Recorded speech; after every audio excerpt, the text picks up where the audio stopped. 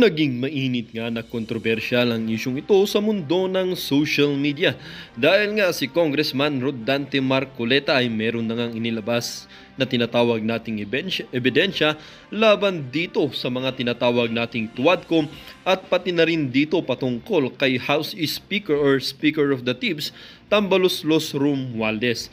Dito nga natin makikita mga kaibigan na ang videong hawak nga ni Congressman Rodante Marcoleta ay tila ba ang pagsasama nitong si Presidente Kuting ng Norte, Paduano Remulla at pati na rin itong si DILG Secretary na si Benhur Abalos at pati na rin si Tambaloslos at pati na rin si Saldico kung saan mga kaibigan nagsama-sama sila dito sa kondo ni Saldico at pinaghati-hatian ang perang kanilang nakulimbat mula sa kaban ng bayan. Dahil nga mga kaibigan, kung ating papansinin ay napakalaki pala ang budget na nailalaan taon-taon sa ating bansa na humihigit or talagang napupunta lamang sa bulsa nitong mga tinatawag nating tiwaling mga kongresista katulad na lamang ni Tambaloslos Romualdez at sa kasamaang palad mga kaibigan ay pati na rin itong si Presidente Kuting ng Norte Jr. ay isa sa mga nakikinabang dito sa kaban or sa pera na galing sa kaban ng bayan. Nakakalungkot mga kaibigan na kaya pala walang naipupunta or walang naibibigay sa mga taong bayan ay dahil nga sa pinaggagawa nitong mga magnanakaw na ito sa kaban ng bayan at naipupunta lang sa kanilang mga bulsa. Kaya dito natin makikita at mapapatunayan mga kaibigan na dapat sa susunod na eleksyon ay maging wais tayo sa pagboto upang hindi tayo goyo katulad na lamang ngayong taon na ito. Well, para nga sa kabuang detalye, panoorin na lamang ang buong video. At huwag din kakalimutang mag-subscribe kung bago pa lamang sa ating channel. Heto na nga mga kaibigan, panoorin natin ang buong video. Muli po, maraming salamat and God bless.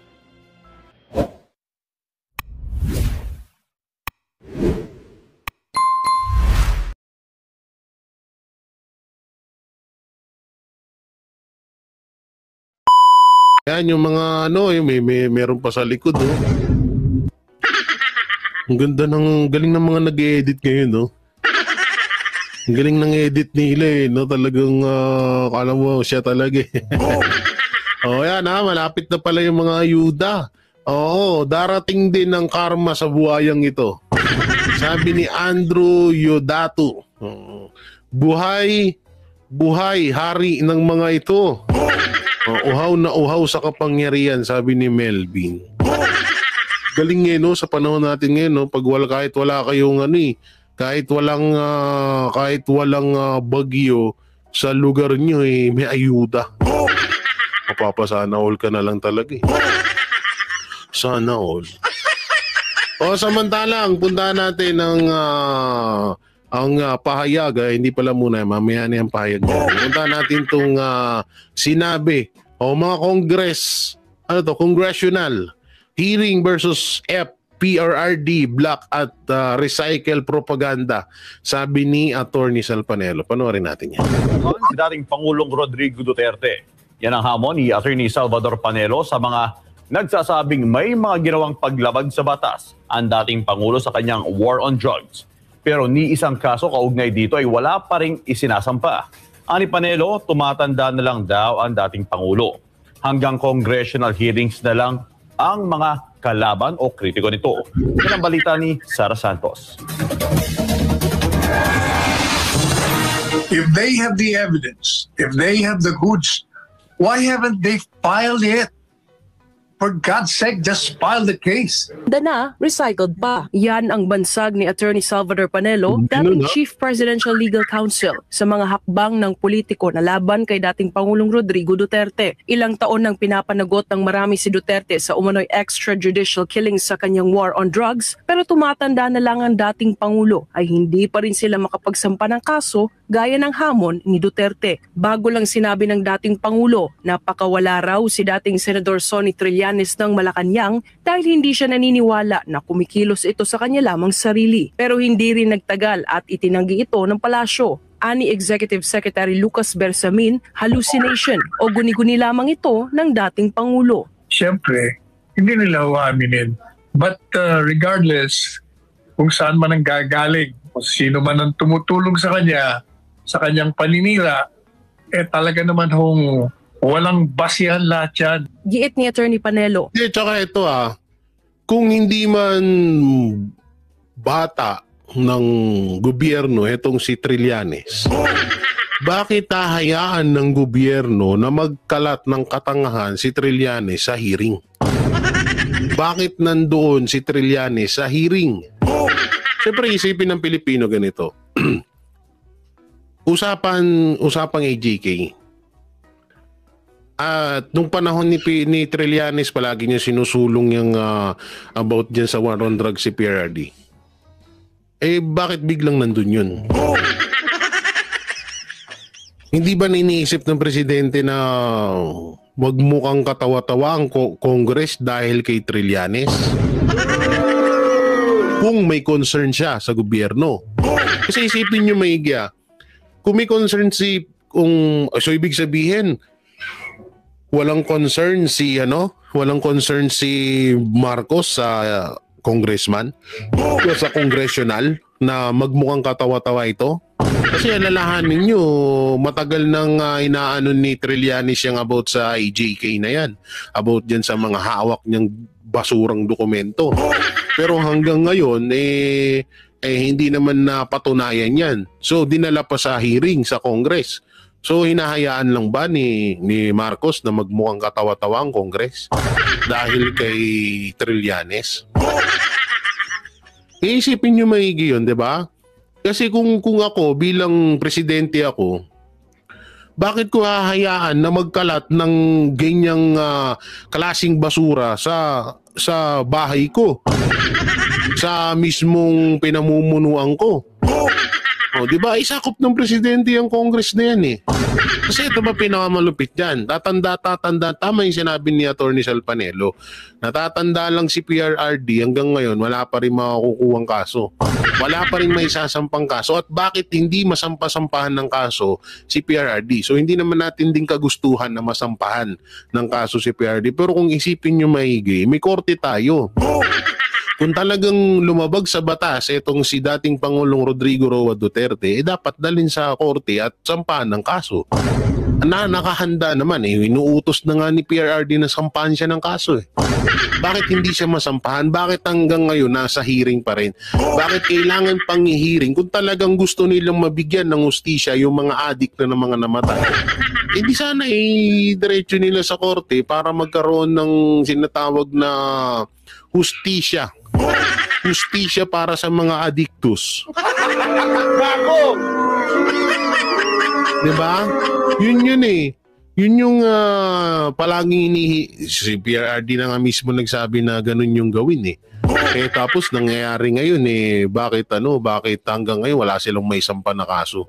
Bukod sa wala silang may sampang kaso, wala rin silang mapakitang ebidensya. Lahat ng ebidensya, katulad ng ebidensya ni Trillanes, galing lang sa bunganga niya. Kung yung sinasabi nito, sino ba yung nagsasalita kanina? Sino ito? Asan yan? Itong lalaki na to, sino to? Kung ito ay sinasabi niya na hallucination lang daw yung sinasabi ni PRRD, mukhang sila yun. Mukhang sila yung nag-hallucinate na kasi yung ebidensyang hawak kwentong barbero lang. Galing sa bunganga lang ni Trillanes. So baka sila yung hallucination. Persamin, hallucination. Persamin pala. O guni-guni lamang ito ng dating Pangulo. Siyempre, hindi nila uaminin. But regardless, kung saan man ang gagaling, kung sino man ang tumutulong sa kanya, sa kanyang paninira, talaga naman walang basihan lahat yan. Giit ni Attorney Panelo, gagamitin ng mga kalaban ni Duterte ang mga pagdinig sa Kongreso. Masira lang nila ang dating Pangulo. Kahit na anong gawin niya, talagang dinidismiss ang kaso laban kay Presidente Duterte. So, the best remedy para sa kanila at sa mga kaalyado ng mga yan, gamitin nila yung Kongreso, gamitin nila yung mga hearings dyan para buhayin muli yung mga paninira kay Presidente Duterte. At hindi ko magtatagumpay yan. Para sa Diyos at sa Pilipinas kong mahal, ako si Cara Santos, SMNI News. Yun talaga magtatagumpay yan Ngayon nga lang, kitang-kita naman, di ba? Tsaka wala naman silang sapat na ebidensya na maipakita. So panoorin No nyo na. comment si Vice President Sara Duterte tungkol sa pagkakakilanlan ng isang Mary Grace Piatos na isa raw sa mga nakapirma sa acknowledgement receipts para sa confidential funds ng kanyang opisina. Hindi pa raw nakikita ni VP Sara ang mga dokumentong may pirma ni Piatos. Hindi naman din ito dumadaan sa kanya. Isa ang pangalan ni Piatos na lumabas sa higit 1,000 resibong ipinasa ng OVP sa Commission on Audit para mabigyang kalinawan ang paggasta ng opisina sa 125 million pesos na confidential funds noong 2022. Hindi namin alam kung paano pinroseso ang pagbigay ng copies ng ARs or ng submissions namin sa COA to the House of Representatives and sino ang nag-handle noong mga documents. So ibig sabihin pala, yung mga dokumento na inilalatag dyan sa hearing or dyan sa Quadcom, wala palang kalam-alam ang Office of the Vice President yan. Naku po. Gago! No, wala palang kalam-alam si BP Sara doon. So sa madaling salita, pwede ngang sabihin lang na gawa-gawa na naman yan. Ayan na naman yung panibagong drama ng Quadcom. Okay, gets ko na.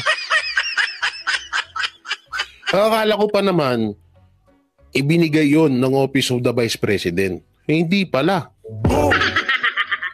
Tsaka bakit sasabihin ng TV5 no comment? May nagsalita naman si BP Sara. Grabe talaga mainstream yun dyan. Ang gagaling nyo. Tumanggi ring magsalita ang OVP kasunod ng pagkakadetain ng Chief of Staff nitong si Zuleika Lopez matapos i-contempt sa House hearing kahapon. Na-contempt si Lopez dahil umano inimpluwensyahan niya ang hearing nang sumulat pala siya sa Commission on Audit para hilingin huwag maglabas ang ahensya ng mga report sa komite. Mga kapatid, Wala, kahit attorney ka na ngayon, kayang-kaya kanilang durugin.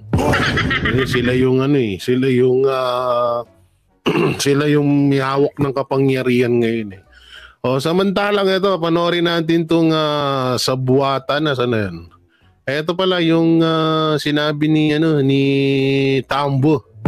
Oo, ito Speaker Martin Romualdez kay BP Sara Duterte, dapat lang siyang sumipot at magsalita.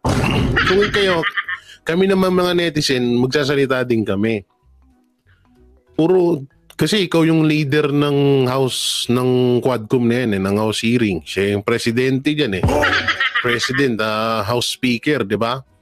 So dapat ikaw rin pala, Martin Romualdez, sumarap ka din kay PRRD or kay BP Sara pag napatawag nyo siya. Hindi yung gusto namin Sara was asked, ano po yung biggest challenge para sa inyo ngayon? And she answered, sabi niya, naawa daw po siya sa mga OVP officials niya, lalo nga po doon sa ongoing hearing ng good government dahil nadadamay daw po sila. Hindi dapat na siya sumipot at mag-oath at magsalita at mag-explica kasi lahat ng mga opisyalis niya siya lang yata may alam kung ano nangyari sa mga pondo. Kaya dapat siya lang mag-explica. Huwag na lang yung bigay sa mga officials ng OVP. Siya na lang magsalita. Yun na lang. Yes, ibig sabihin pala, tama nga yung hinala natin. Na kaya laging pinapatawag yung so useless pala na ipatawag yung mga opisyal ng Office of the Vice President. Diba? Useless pala naman bakit yun ang pinapatawag ng hearing ng houses ng Quadcom. So ibig sabihin kaya lang pinapatawag sila para i-contempt sila na i-contempt, igipitin sila ng gipitin para humarap at mag-oath si BP Sara, ganun. Ang galing. Ang galing mong kupal ka. Ay, sorry. Sorry. Di lumabas din sa bunganga niyo. Diba? Huling-huli. Walang kawala. Ulitin pa natin Si VP Sara was asked, ano po yung biggest challenge para sa inyo ngayon? And she answered, sabi niya, naawa daw po siya sa mga OVP officials niya, lalo nga po doon sa ongoing hearing ng good government dahil nadadamay daw po sila. Di sa dapat siya, pagpursigit dapat na siya sumipot at mag-oath at magsalita at mag-explica kasi lahat ng mga opisyalis niya. Dapat lang siyang sumipot at mag-oath, magsalita at mag-explika. Sabi ni Martin yan, ha? Siya lang yata may alam kung ano nangyari sa mga... Yun naman pala eh. Siya lang ata ang may alam kung paano ginastos yung budget. Ngayon, kung ayaw kayo siputin ni BP Sara, magantay kayo.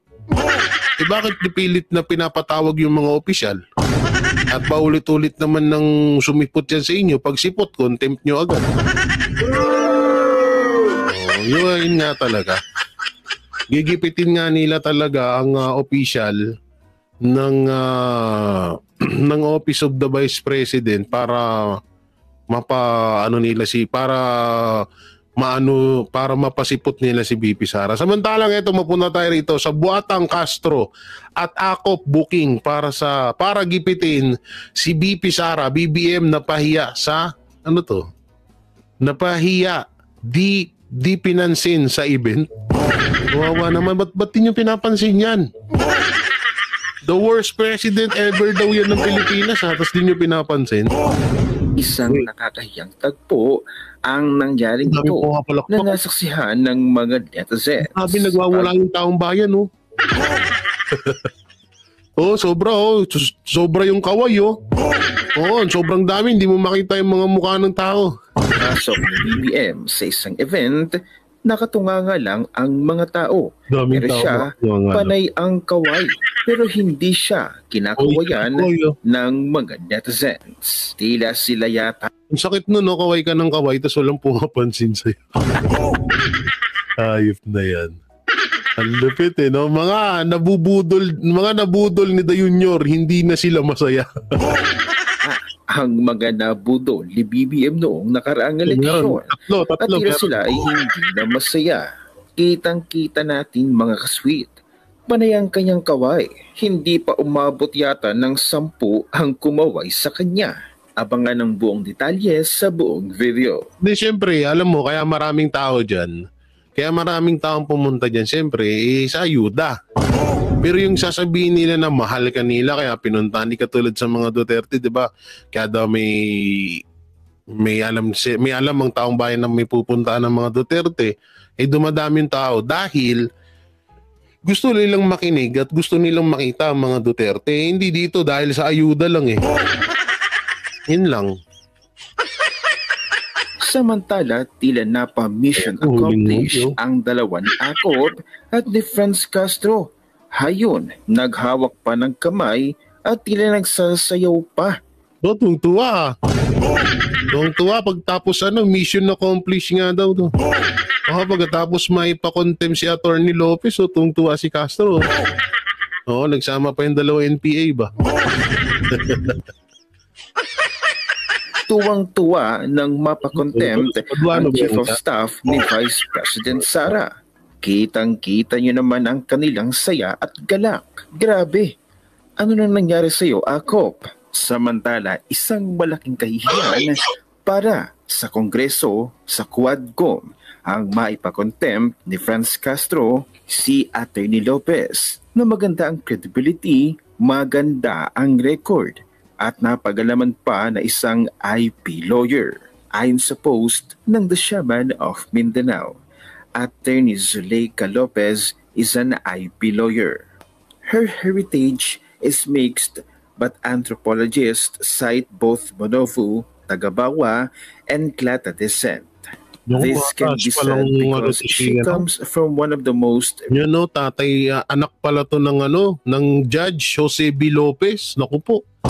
Tapos pinakontempt lang ng isang convicted child abuser na si Franz Castro. Lupit.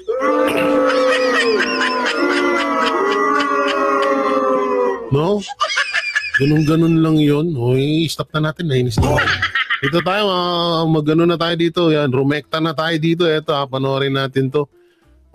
Nabunyag na timbog sa CCTV leaked video ang Sabuatan, Trillanes, Garma, Saldi, Tamba, Quadcom at BBM Bangag. Ay, sorry. Ayan na. Ito, panoorin natin to.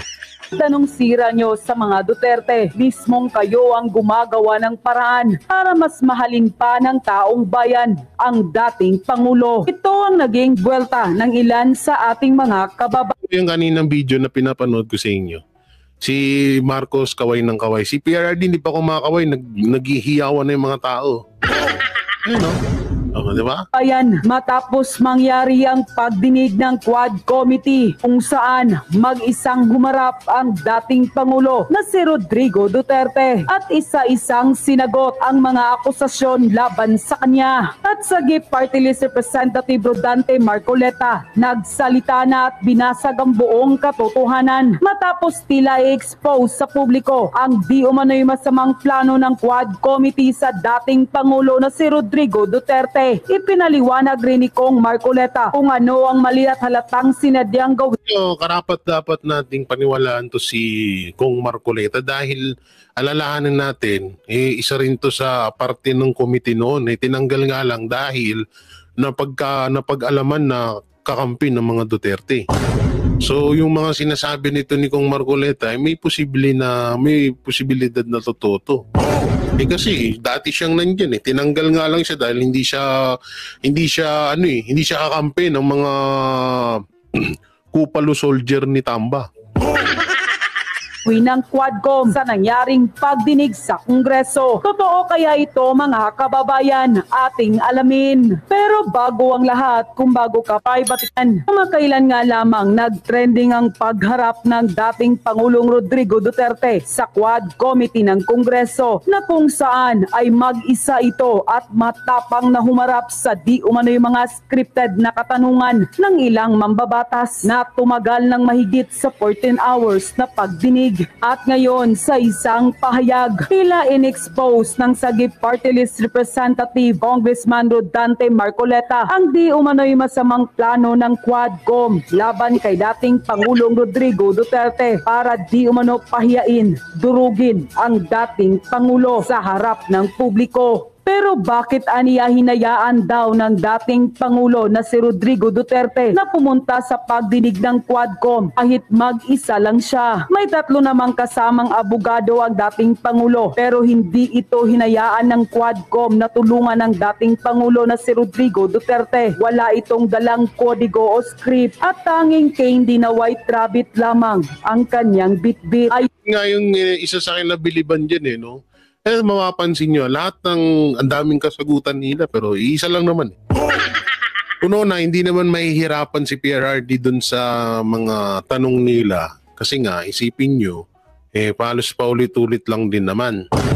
Pangalawa, dun mo maanuhan na hindi scripted yung sagot ni PRRD dahil wala man lang siyang bit-bit na kodigo. Halos lahat ng nagtanong sa kanya, nagbabasa Halos lahat nung nagtanong sa kanya may mga papel, may mga script. Samantalang si PRRD wala. Makikita niyo meron ba? Hindi lang meron. Yun pa kay Congressman Marcoleta, sinadya di umano ito ng dating Pangulong Rodrigo Duterte para ma-expose at makita mismo ng sambayanang Pilipino kung gaano kawalang kwenta ang mga congressman sa Quadcom. Dahil kahit alam na nila kung ano ang totoo, gagawin pa rin nila kahit mali para linlangin ang sambayanang Pilipino. Totoo naman yun. Dahil nga dito sa pagharap ni PRRD, doon nating napagtanto na basura ang nangyayaring hearing niya sa Quadcom. Masakit man pakinggan pero yun ang totoo. Bakit? May nagawa ba? Ang ba't hanggang ngayon wala pa rin na ipapataw na kaso kay PRRD kung nagkasala yan sa batas. Hanggang ngayon malaya pa rin. Baka umabot na ng 100 years old si PRRD, wala pa rin kaso yan. Kayo na nga hinahamon na nga kayo ni PRRD. Kasuhan nyo na ako. Lahat haharapin ko. Basta dun sa korte, hindi dito sa House of Representatives. Bakit? Yun na ba yung bagong hukuman ng Pilipinas ngayon? Hindi naman Sa kung ano talaga ang katotohanan. Pero tila hindi sila nagtagumpay. Tila yata ang nabaon sa kahihiyan at tila na real talk ang ilang mambabatas kay dating Pangulong Duterte. Ipinaliwanag rin ni Kong Marcoleta kung ano ang mali at halatang sinadyang gawin ng Quadcom sa nangyaring pagdinig ng Kongreso. Nang lumabas ang balitang ito, hindi naman napigilan na marami sa ating mga kababayan na maglabas ng kanilang hinaing at komento sa mundo ng social malasakit. Mga balita sa mga PSG. At ang balita ko totoo ba? Ewan ko kung mayroon nata nagmumove ngayon, ang PMA alumni ay parang balak siyang paalisin si Trillanes. Meron ata silang grupo, yung mga general na mga nagsipagtapos ng PMA, parang gusto siyang i-expel sa Philippine Military Academy alumni. Yo, bahala sila dyan. Yan, hindi natin alam kung tutuloy nila yan. Sana mangyari nga, ano ha? Sana, hindi ko alam. Trillanes nahuli sa hotel ni Saldico, nakipagkita umano kay Garma. Umano'y tinatagong plano ng Quadcom sa buwatan. Kumakalat na sa publiko. Speaking of Trillanes pala, kung may singit ko lang ha, totoo kaya itong nabalitaan natin? Di ba kasi pilit po na tumatanggi itong si dating Senador Sonny Trillanes na hindi siya nakikialam sa mga iniimbitahan dyan po sa Quadcom. Meron pong nakapagpadala sa atin ng impormasyon. Totoo ba ito na parang meron hong bahid na katotohanan. October 26, dyan po sa Midas Hotel, Kong. Ang Midas Hotel, pag-aari ni Congressman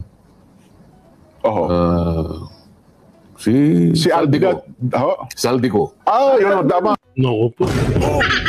Uy, hindi to hindi to di umano talagang sinabi ng Net25 yun. Hindi magbibitaw ng isang balita ang Net25 na ikakasira nila. Tandaan niyo yan. May matinding rules ang Iglesia ni Cristo kaya hindi nila sasayangin yung kanilang pangalan para lang dito sa fake news kay Trillanes. Kaya kung talaga mukhang totoo to na nakita nga or nahuli si Trillanes doon sa kondo ni Saldico. Sabay pala na-ari niyan? Oo, dating partner sila dyan nila Kong Albi. Ngayon ay partner niya dati si dating Senador Manny Pacquiao. Ganun ba? At saka yung aking classmate sa Harvard. Si Mayor Albi Benitez. Oo. Pero parang nagkahiwa-hiwalay na. Ang may-ari na lang si Saldi na tama. Congressman Saldico na siya yung ating chairman ng Appropriations Committee. Opo. May nakapagpadala sa atin ng impormasyon Pero teka muna, bago mo ituloy yan. Lagyan lang natin ng timeline para maintindihan natin mga babayan. Una, sinabi natin, nakita si Trillanes doon mismo sa Quadcom, di ba? Sa mga unang hearing, di ba? Mga chairman's office. Nakita ko yun doon sa program ninyo. Nasa Guam ako noon ganun mo ba? Natatawa ko. Biglang tumapang itong mga bata ko. Ano kaya nakain? Ang una kong naisip, ano kaya ang nakain nila? Pagkatas, iniba ko yung sarili ko. Baka wala silang nakain. Alin kaya sa dalawa? Pero yun, bibiruin ko sana kayo. Di ba nung pag-uwi ko, tinext kita kagad? Yes. Diyan, bakit bigla kayong tumapang? Ganun pala ko, pag wala nakain, nag-hallucinate. Nag-hallucinate ko. Kasi sabi nila sa atin noon, yan katrong isip nyo lang yan. Hallucination nyo lang na si Trillanes na nakikialam dyan sa Quadcom. Kaya lang. Dito pumutok yun Obvious naman Obvious naman na pinapakailaman ni Trillanes yung Quadcom. Ba't nandun siya? Kung umasta nga lang siya, parang kabilang siya sa mga doon na nakaano doon sa komite. Oo, di ba? Kaya nga itong sinasabing video na nahuli si Trillanes sa kondo ni Saldico at nakipag-usap kay Garma, may posibilidad na totoo to.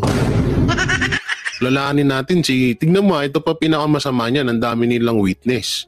Andyan si Garma, si Espinosa, si Sabakwin lang ang humarap. Ang tanong, ba't hindi kaya nila hinaharap tong si Garma? May bali-balita na nasa ibang bansa na nga daw to, na pinaalis na daw. O pwede rin na baka ginagawan pa ng matinding script bago hiharap kay Duterte. Baka ganun. Yun na nga po ko. Oh, anong naging batayan nyo? Yun nga, mabuti nga nabuksan natin ito eh. Yun na nga. Kasi doon sa una ko, may hindi ka naman makakalagpas sa una, CCTV ng Congress. May mga tao makakakita sa'yo. Kahit idininayin niya noon yan. Paano nyo nakuha yung alam niyo naman tayo CCTV? Meron kami may mga kaibigan tayo dyan sa may connection pala kayo. May intelligence tayo eh. So, base sa CCTV, ano yung napatunayan doon?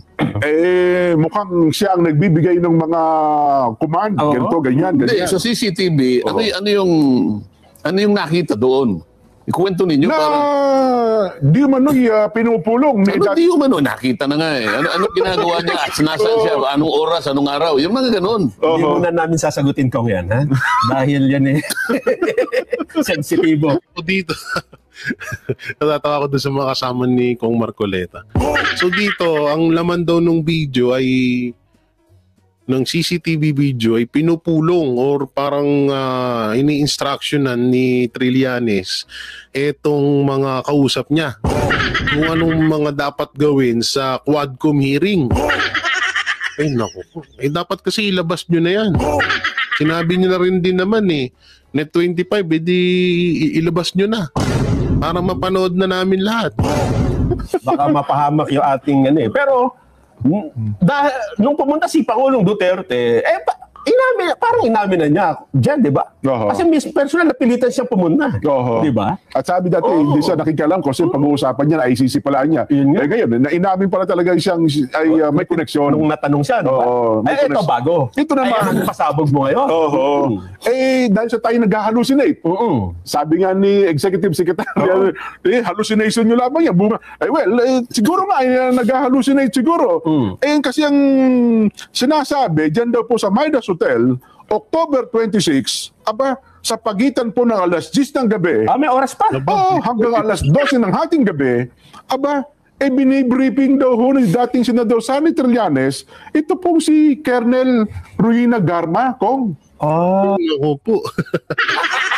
Gago! Galing, no? So, kinakausap daw po ni Trillanes itong si Ruina Garma na mga gagawin doon sa Quadcom. Bakit hindi sumipot? Baka dahil siguro baka nalaman nilang nakuhanan sila ng CCTV. Ngayon, malamang sa malamang, burado na yun.